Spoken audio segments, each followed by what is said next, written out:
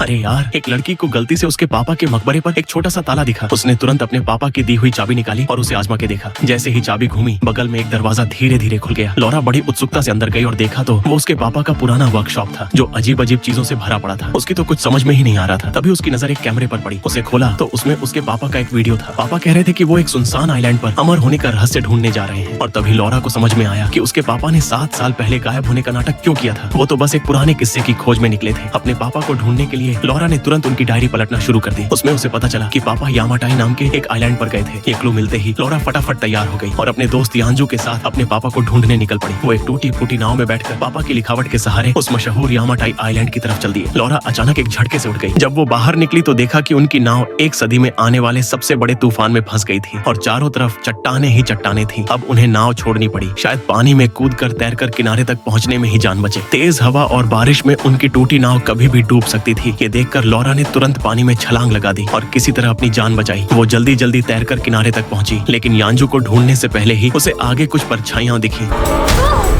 जब लॉरा को होश आया तो उसने खुद को एक छोटे से टेंट में लेटा हुआ पाया। वो तुरंत बाहर निकली और जो देखा उस पर विश्वास नहीं हुआ। कुछ लोग पहाड़ की चोटी पर लगातार कुछ फोड़ रहे थे, जैसे कुछ ढूंढ रहे हो। वो अब भी ये सब समझ भी नहीं पाई थी कि एक बंदूकधारी गुंडा उसे धक्का देकर उन लोगों के बीच ले गया और उसे भी धमाका करने के काम में लगा दिया। तभी उसे अपना दोस्त यांजू दिखा। उसे ठीक ठाक देखकर लॉरा को थोड़ी शांति मिली। यांजू ने बताया कि ये सब मछुआरे हैं जिनकी नाव डूब गई थी और एक बड़ी दाढ़ी वाले आदमी के दबाव में वो अपनी जान बचाने के लिए मजदूरी कर रहे हैं। लेकिन लॉरा इतनी आसानी से हार मानने वाली नहीं थी, क्योंकि वो तो यहाँ सिर्फ अपने पापा को ढूंढने आई थी। Hey, Laura, you ready?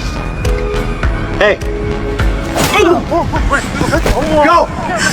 Go! जब यांजू ने अपनी जान पर खेलकर उसकी मदद की तो लॉरा तेजी से दूर भाग गई।